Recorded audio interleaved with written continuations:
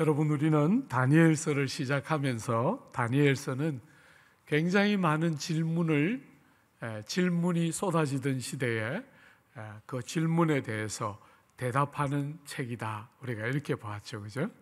이렇게 나라가 망하고 어려울 때 하나님은 어디 계셨는가? 아마 그 시대 대부분의 사람들이 그런 질문을 했을 텐데 다니엘은 뭐라고 대답했습니까? 하나님은 거기 계셨고 말씀하신 대로 행하고 계셨다. 우리가 첫 시간에 그렇게 한번 다니엘서를 열었죠. 오늘은 이 아픈 시대에 하나님의 사람들은 어떻게 사는가? 여러분, 참 이렇게 어렵고 이렇게 온 세상이 뒤집어지는 것 같은 시대에 하나님의 백성들은 어떻게 사는가? 여러분이 다니엘과 세 친구들은 여러분이 아시는 것처럼 노예로 잡혀간 것이 아닙니다. 그죠? 노예로 잡혀가거나 아니면 벌을 받기 위해서 끌려간 사람들이 아니에요. 왕족과 귀족들 중에서 정말 될성부른 그런 인재들을 모아서 데려갔습니다. 신체도 아주 건강하고 외모도 준수하고 지식과 지혜가 넘치는 사람들을 뽑아서 데려가서 여러분, 고대 사회의 가장 위대한 임금 중에 하나였던 느부갓네살, 무려 40년이 넘는 세월을 왕으로 다스렸어요. 그리고 느부갓네살이 통치하던 그때에 바벨론은 최고의 전성기를 맞이하게 돼요.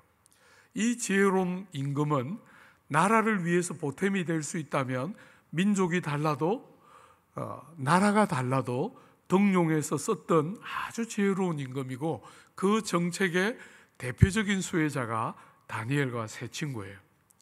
이들은 어떤 면에서 속국에 속해 있는 백성들이었지만 지혜롭고 지식이 풍성한 사람들이었기 때문에 이들을 인재로 등용하기 위해서 바벨론으로 데려갔고 그 바벨론에서 3년 동안, 여러분, 3년 동안 모든 학문을 익히고 바벨론 언어를 익힌 다음에 중용이 되는, 관리로 등용이 되는 그런 일을 위해서 끌려갔어요.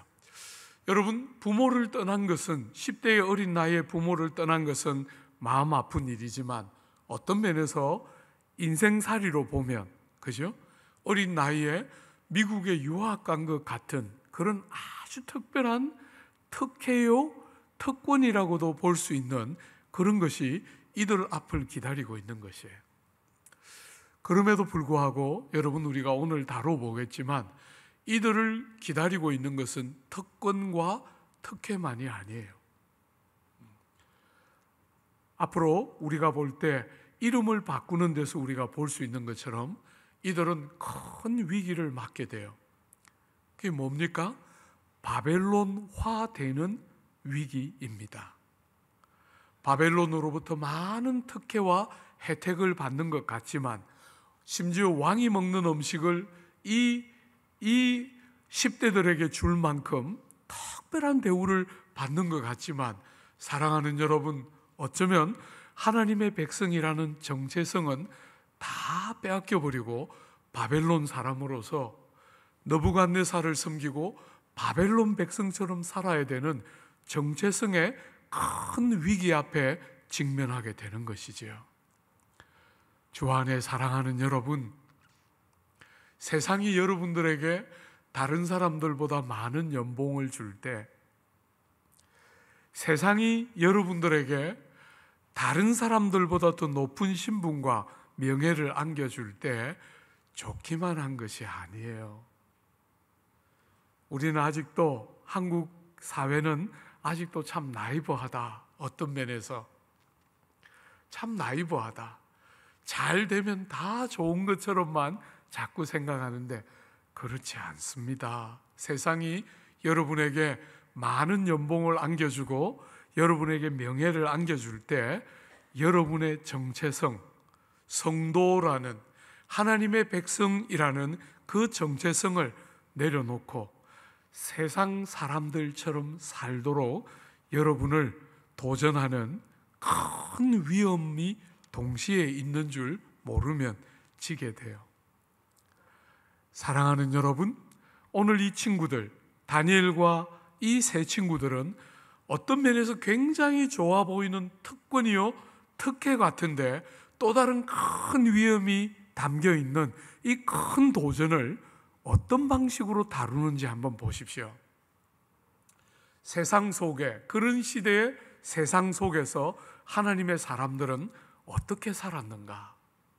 여러분, 자기 정체성을 상실하지 않고 정체성을 딱 지켜내면서도 그 세상을 어떤 방식으로 응하면서 살았나? 어떤 면에서 조국 사회는 지금까지 둘 중에 하나였던 것 같아요. 자기의 정체성을 상실한 상태로 세상과 유사하게 살았던 한 극단이 있었는가 하면, 혹은 세상과 타협하지 않고 정체성을 잘 지키기 위해서 모든 것들을 포기하고 안 하는 또 다른 극단을 우리는 조국 교회 안에서 지금까지 익숙하게 보았던 것 같아요. 성경은 뭘 기대하실까? 여러분, 다니엘과 세 친구들은 그 거센 도전, 세속화와 바벨론화라고 부를 수 있는 그 거센 도전을 어떤 방식으로 다루어 내면서 자기 정체성을 지켜갔을까? 오늘 본문은 여러분과 저에게 세 가지를 받아들이고 한 가지를 거절했다, 이렇게 말하고 있어요.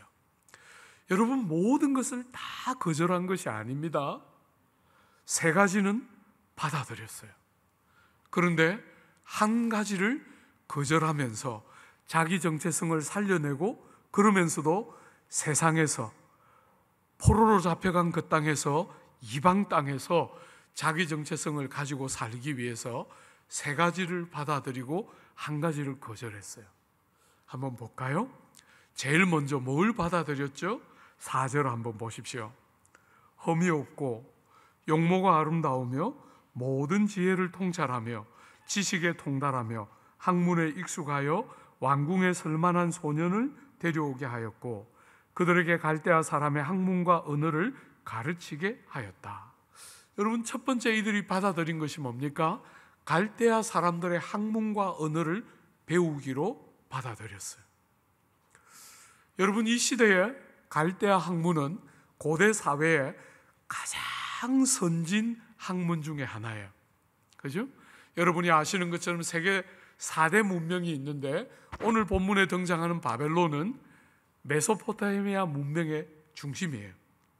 가장 오래된 문명이요, 학문이 아주 고대 사회의 기준으로 보면 굉장히 많이 발달되어 있는, 지금도 천문학에서 사용하고 있는 별들의 이름들의 일부가 여전히 그 시대의 이름이에요. 천문학, 점성술, 이런 것들에 아주 많은 발전이 있었고, 초보적인 과학, 문학, 이런 데 아주 진보가 있었던 그 시대의 바벨론 문화를 배우는 것이에요. 그죠? 언어를 배우고 문학을 배우고 학문을 배우게 했어요. 여러분이 다 예상 가능한 것처럼 이 시대의 학문 안에는 뭐가 들어있나요? 점성술과 주술과 마술이 들어있어요.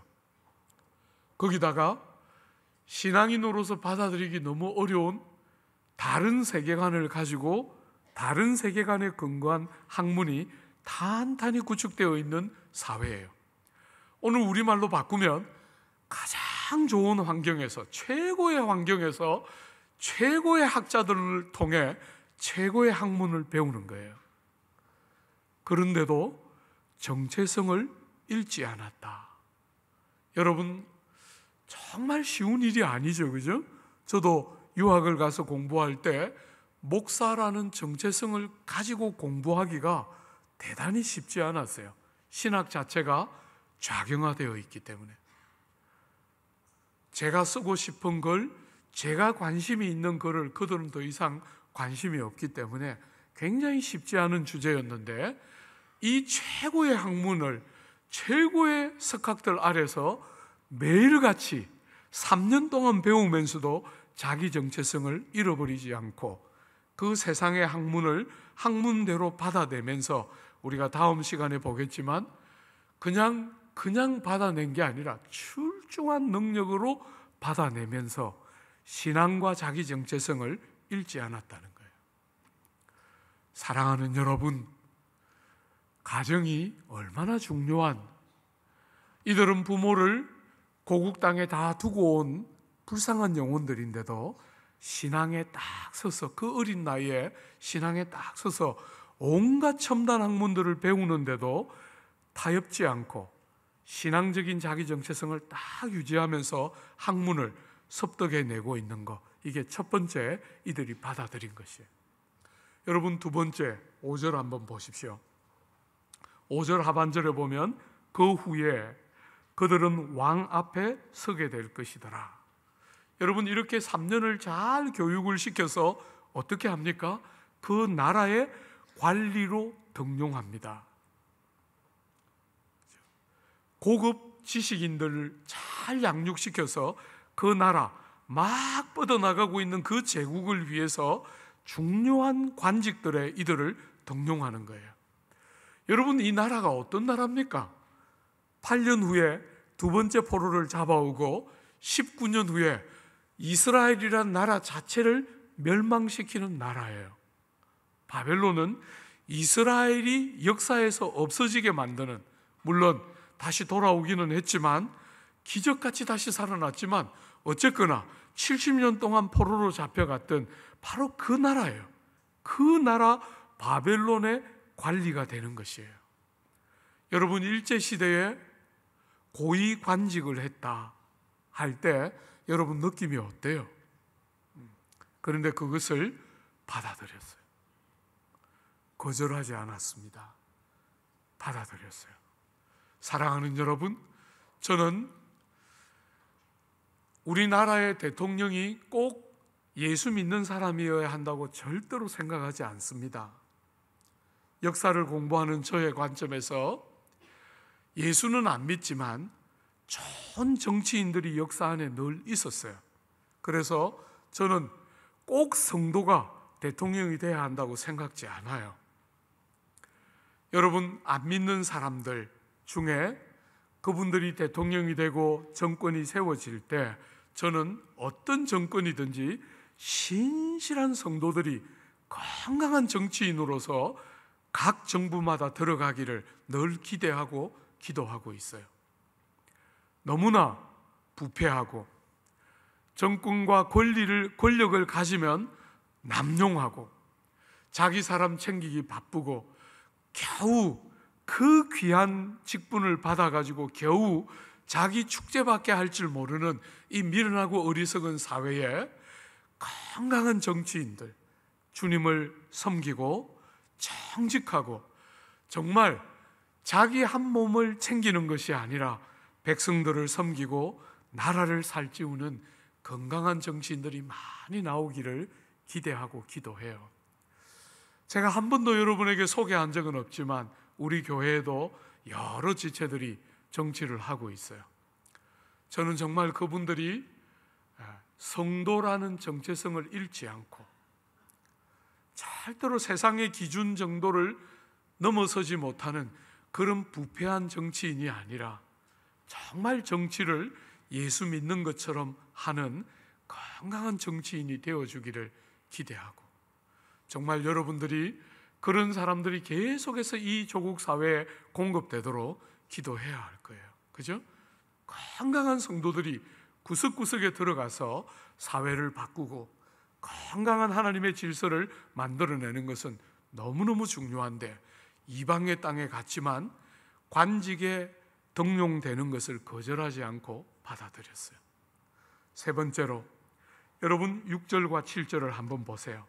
약간 충격적인 대목인데요, 그들 가운데 유다 자손 곧 다니엘과 하나냐와 미사엘과 아사랴가 있었더니, 여러분 이 사람들의 이름을 한번 주의 깊게 보면 다니엘, 미사엘 할 때 그 엘이 엘로힘의 약자예요.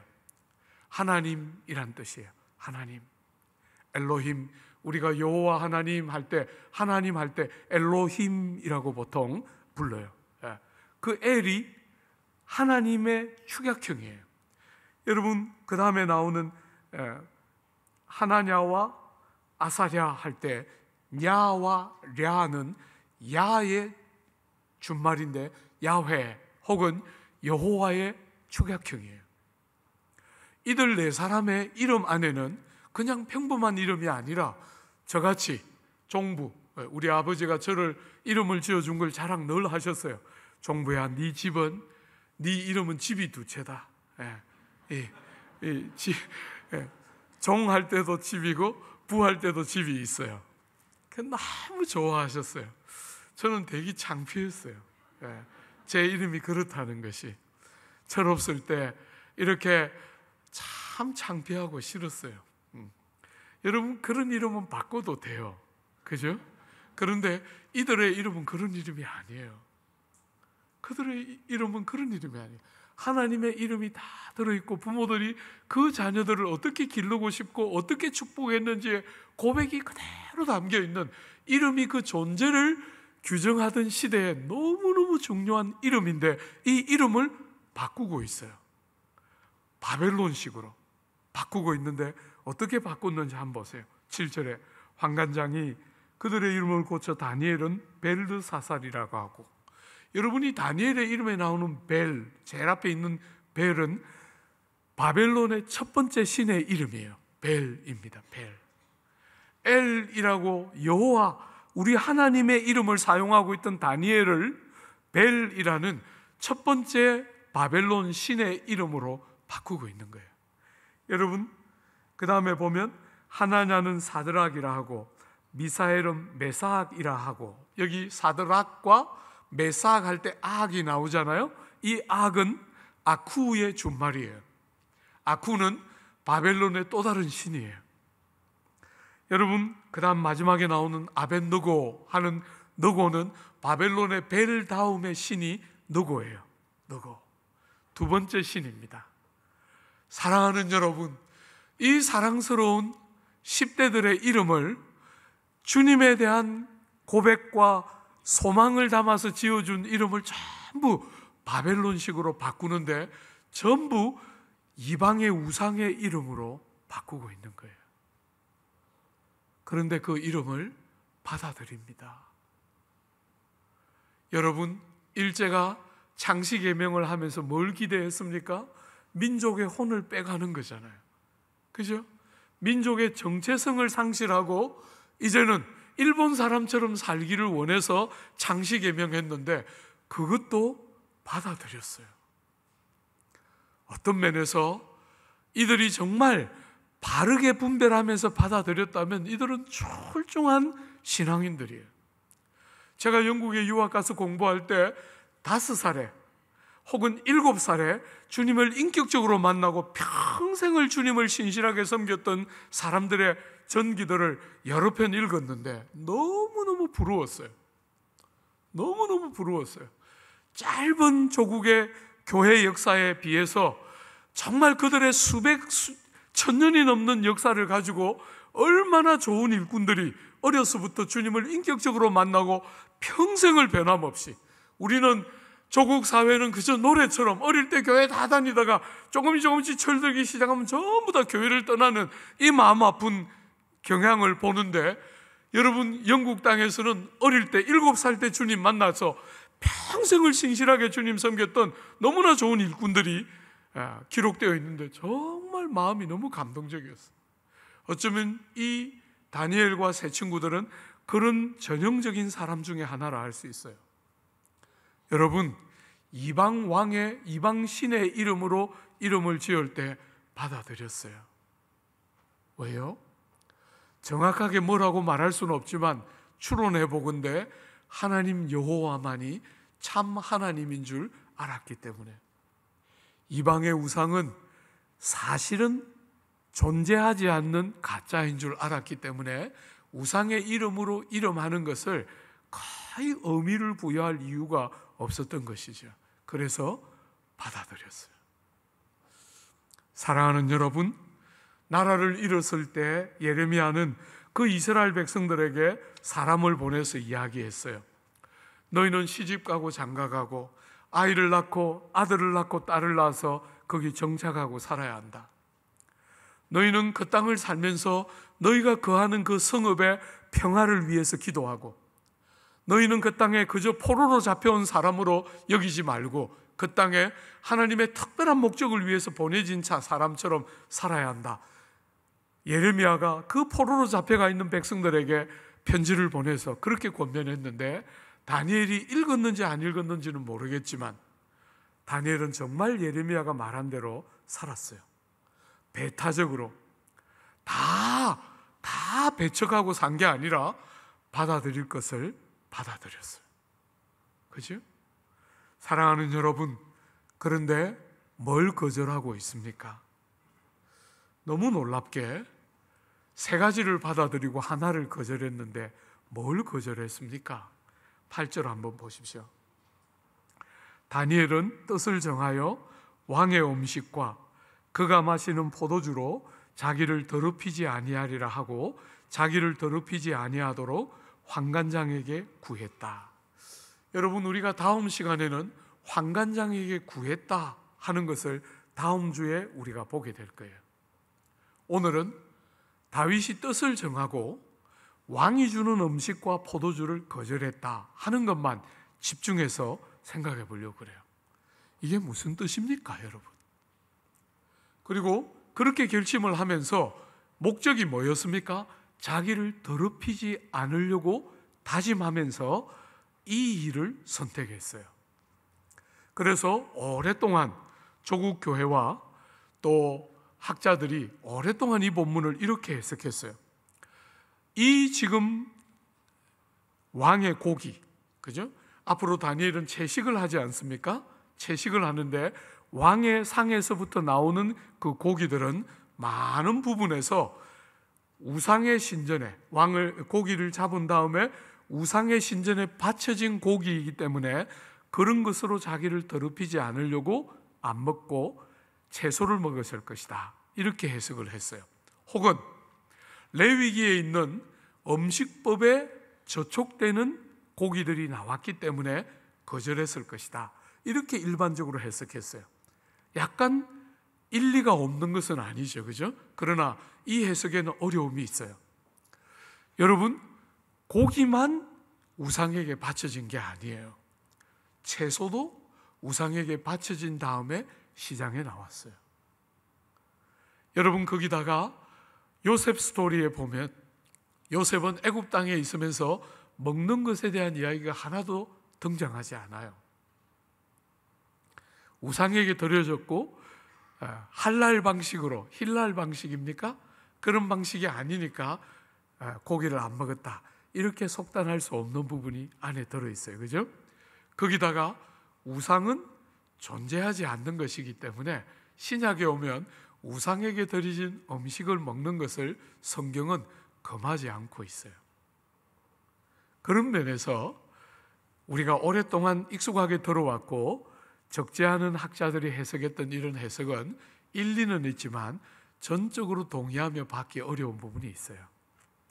사랑하는 여러분, 왕의 음식을 거절했다 할 때 핵심 중에 하나는 왕의 식탁을 공유한다 할 때 그 의미가 당시 문화 안에서 뭘 의미하는가 하는 거예요.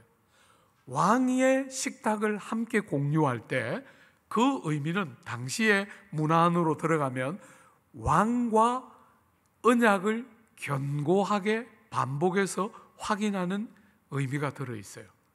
말하자면 당신이 나를 먹여 살리고 내 먹을 것과 입고 살아갈 것을 당신이 공급해 주심으로 나는 당신에게 충성을 다하겠습니다 하는 개념이 왕의 상에 참여하는 개념 안에 들어있는 것이죠. 저는 이 해석이 더 적절할 것이라고 봐요.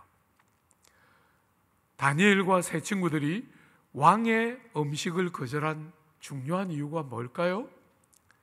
나의 먹고 사는 것과 생존이 왕에게 의존되어 있는 것이 아니고 여호와 하나님께 의존되어 있고, 나는 왕의 신하로서 왕의 정부에 들어가서 최선을 다해서 왕을 섬기고 나라의 형통과 안녕을 위해서 일하겠지만 내가 드려야 될 충성의 핵심은 여호와 하나님이십니다 하는 고백 때문에 왕의 음식을 거절했을 것이다. 저는 그렇게 본문을 해석하는 입장을 더 좋아해요. 사랑하는 여러분, 이 일은 대통령 선거를 앞두고 있고 정치판에 너무너무 휘둘리는 성도들을 바라볼 때 이 관점은 너무너무 중요해요. 여러분, 우리는 성도라는 자기 정체성을 가지고 세상을 살 때 때로는 이 사회가 원하는 것처럼 선거에 참여해서 여러분의 의사를 표현해야 될 때가 있지만, 우리는 이 다니엘과 세 친구처럼 우리는 변별력을 정확히 가지고 사회적인 행위와 정치적인 행위를 하는 사람임을 잊어서는 안 돼요. 오늘 지금 다니엘은 이 음식을 거절함으로 뭘 선명하게 드러냅니까? 앞에 세 가지를 받아들인 것처럼 정부를 섬기고 왕을 섬기는 것 틀림없이 하지만 어떤 방식으로? 여호와 안에서, 하나님이 허락하는 선 안에서 섬기는 거예요. 어떤 사람이나 어떤 나라도 하나님을 향한 충성을 대체할 수 있는 인물은 없어요. 우리가 아무리 원하는 정치인과 우리가 아무리 좋아하는 어떤 정치적인 제도라도 하나님보다 앞설 수 있는 존재나 대상은 없어요. 하나님께 충성을 드리고 하나님 한 분에게 우리의 헌신을 다 내어드리는 한 안에서, 그것이 허용되는 한 안에서 우리는 바벨론을 섬기기도 하고 느부갓네살을 섬기기도 하지만, 느부갓네살이 하나님께 드려야 될 충성을 요구할 때는 절대로 우리는 동의할 수 없는 사람들이 성도들인 여러분과 저예요. 우린 나라를 사랑하고 나라의 건강한 시민으로 역할을 반드시 하기를 원하지만 하나님 안에서요. 우리의 충성의 대상은 하나님 한 분이에요. 정권이 아닙니다. 절대로 그렇게 하면 안 돼요. 여러분들이 존경하는 어떤 정치인을 가질 수 있지만 그가 우리의 충성의 대상이 아닙니다.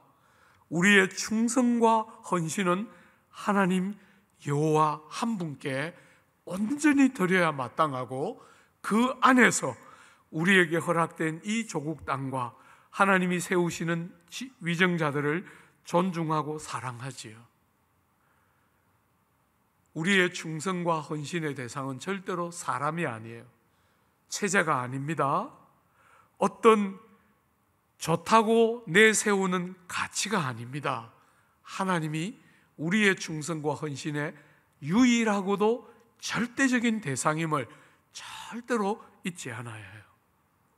오늘 다니엘과 세 친구가 이 일을 선택하는데 어떻게 표현되고 있는지 한번 잘 보십시오. 8절에 다니엘이 왕의 음식과 그가 마시는 포도주로 자기를 더럽히지 않으리라 하고 딱 결정하는데 어떻게 그 일을 묘사하고 있습니까? 다니엘은 뜻을 정하여 이렇게 말했어요.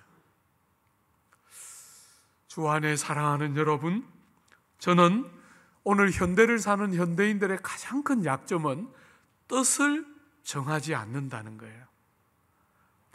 너무나 많은 사람들이 모호하고 아주 애매한 위치에 머물러서 그저 뜻을 딱 정하고 나의 충성과 헌신의 대상은 하나님 한 분뿐이다 하고 딱 뜻을 정하고 결정적인 순간에 대가를 지불하며 살려고 하기보다 애매하고 모호한 스탠스를 취하면서 그저 막연하게 좋은 사람인 것처럼 행동하고 살려고 하는 어리석음이 이 현대인들의 가장 큰 어리석음 중에 하나다. 그래서 사랑하는 여러분, 막연하게 착하고 좋은 사람처럼 행동하면서 정말 결정적인 순간에 뜻을 정하고 대가를 지불하려고 하지를 못하고 너무나 어리석게도 불편하거나 그저 고생하는 것만 면하려고 하는 결정들을 너무나 반복해서 하고 있기 때문에 이 시대가 이렇게 흘러가고 있다.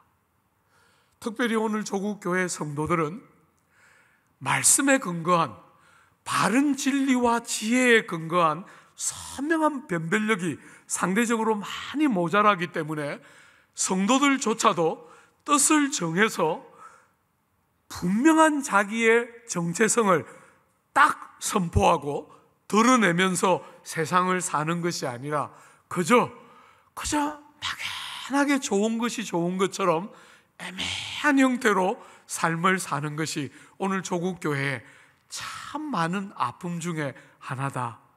저는 그런 자리에 머물러 있어서는 안 된다고 생각해요. 여러분이 다니엘과 새 친구들처럼 뜻을 딱 정하고 내 충성은 하나님만을 위한 것이다. 내 인생의 헌신과 삶을 들여 모든 에너지를 쏟아서 내가 섬기고 세우는 것은 하나님과 그분의 나라이다. 딱 정말 뜻을 딱 세워서 그렇게 사는 일이 너무너무 중요하다. 많은 사람들이 저보고 이렇게 말해요. 목사님, 세상을 살아가는데 뭐가 정말 옳은지를 몰라서 뜻을 정할 수가 없어요. 세상을 살아가는데 사랑하는 여러분과 제가 이 세상을 살아가면서 하도 자꾸 넘어지니까 결심하기가 이제는 두렵습니다. 그래서 이제 결심도 못하고 뜻을 세우는 것을, 뜻을 정하는 것을 하기가 두려워요. 또 실망할까 싶어서. 사랑하는 여러분, 내 하나 그렇게 산다고 세상이 바뀌는 것도 아닌데 그렇게 힘들게 살고 싶지 않아요. 지금도 어려워 죽겠는데 거기다가 또 그것까지 지금은 할 생각도 없어요. 많은 사람들이 이렇게 쉽게 말하고 지나가요. 주 안에 사랑하는 여러분 하나가 그렇게 산다고 세상이 바뀌나? 여러분, 다니엘서는 이런 시대에 이방 땅에 포로로 잡혀와서 나 하나가 산다고 세상이 바뀌나 이렇게 말하지 않고, 그런 것은 그분이 하실 영역이니까, 그죠? 그것은 고민하지 않고 하나님 앞에 내가 이런 시대를 어떻게 살아야 되나 주님 앞에 질문하고 그 앞에 딱 뜻을 정해서 내 하나가 그렇게 살아야 하겠다 하고 뜻을 딱 정하고 그 삶을 선택할 때 우리가 다음 시간에 볼 거예요. 그때 어떤 일이 일어나는가? 여러분, 우리가 뜻을 정하지 않고 애매하고 모호하고 적당하게 그저 막연하게 좋고 착한 것처럼 그렇게 행동하고 살 때 여러분은 뭘 잃어버립니까? 가장 중요한 것을 잃어버려요. 여러분이 뜻을 정하고 이 험한 세상에 이방 땅에서 여러분의 정체성을 선명하게 표현하는 어떤 방식으로 삶을 딱 정하면, 사랑하는 여러분, 정말 어려움이 있습니다. 우리가 다음 시간에 더 많이 집중해서 볼 거예요. 여러 형태의 어려움들이 우리 앞에 있습니다. 그렇지만 여러분이 잘 아는 것처럼 그 모든 어려움에도 불구하고 그 길을 딱 마음을, 뜻을 정해서 그 길을 딱 갔을 때 어떤 일이 있었습니까? 하나님의 역사하심이 있었어요. 오늘 조국교회 성도들이 뭘 잃었나? 우리가 20대를 지나고 30대를 지날 때 우리는 정말 뜻을 정하고 세상 사람들이 어떻게 말하고 평가하든지 관계없이 하나님 앞에 충성하기를 딱 결심하고 뜻을 정했을 때 어려움이 있었어요. 여러분, 때로는 벼랑 끝에 서야 되는 어려움들이 있었습니다. 그럴 때 우리가 뜻을 굽히지 않고 벼랑 끝이라도 괜찮다고 생각하고 딱 그 자리에 서서 주님의 시간이 되도록 기다렸을 때 하나님의 능력이 우리의 삶에 임하는 것을 우리는 생생하게 보고 살아왔어요. 너무나 많은 사람들이 모호한 스탠스를 취하고 하나님 한 분에게 충성을 드리고 나의 헌신과 나의 생을 하나님 한 분을 위하여 살리라 뜻을 정하지 않으니까 모호하게 쉽게 타협하고 모호하게 쉽게 어려움이 없으면 되고 고생이 덜하면 되는 선택을 자꾸 하다 보니까 예수를 수십 년 믿는데도 하나님의 능력이 우리의 삶 속에 역사하면서 과연 우리의 삶의 이런 주제들을 하나님이 간섭하시고 도우시고 역사하는구나 하는 간증들이 현저하게 사라지고 있는 거예요. 현저하게. 그래서 그냥 교회는 다니고 있는데 어떤 하나님에 대한 생생한 감동도 없이 예배는 드리고 있는데 하나님이 정말 도우시는 만져주심과 역사하심에 대한 어떤 간증도 고백도 없이 그냥 습관적으로 신앙생활을 하고 있는 마음 아픈 시대를 우린 지나가고 있어요. 여러 이유가 있지만 그 중에 하나는 뜻을 정하지 않는 애매함.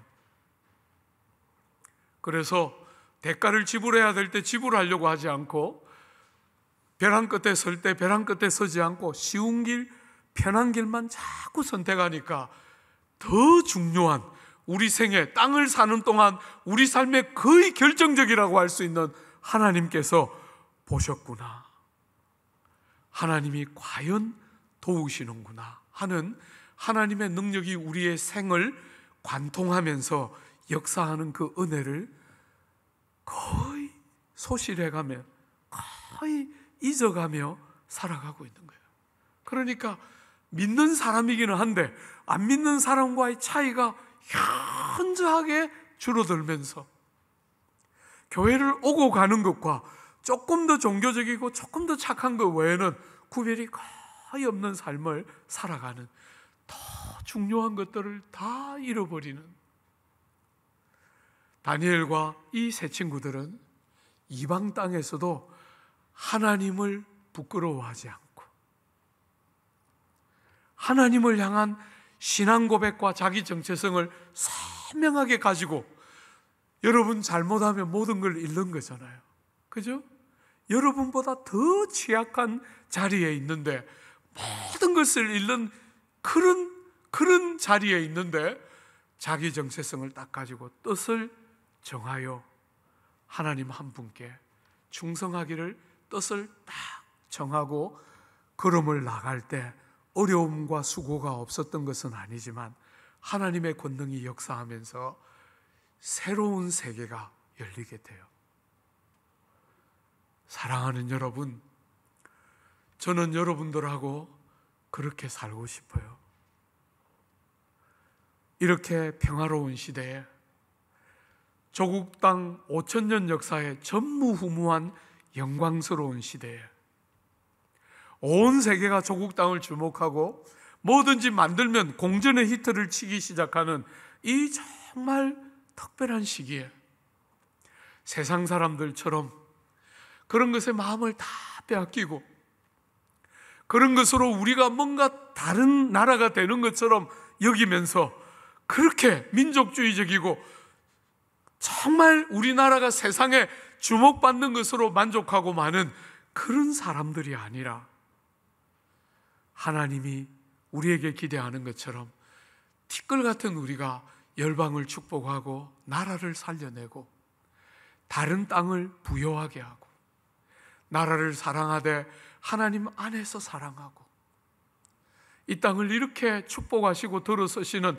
아버지의 마음을 헤아려서 그분의 마음이 있는 자리로 힘을 다해 이럴 때일수록 절대로 중심을 잃어버리지 않고 하나님 한 분에게 중심을 들여 충성하고 헌신하고 하나님을 제대로 드러내며 자기 정체성이 살아있는 그런 백성들로 여러분과 제가 살기를 다짐할 때 정말 하나님의 역사, 하나님의 일하심이 티끌 같은 우리를 통해서 이 땅으로 흘러가면서 조국 교회와 사회가 가야 할 곳으로 가는 그 참된 하나님의 사람들의 복됨들이 여러분의 삶에 나타나기를, 그냥 좋은 사람 말고, 그죠?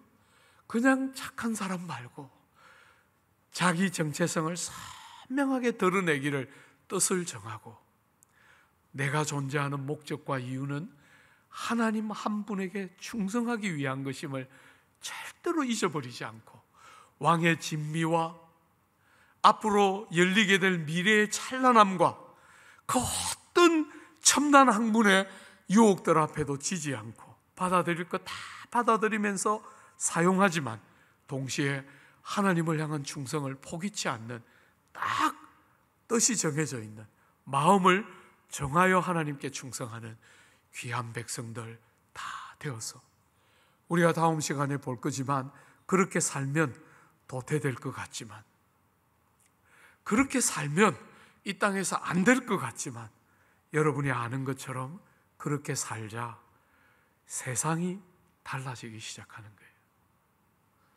기대합니다.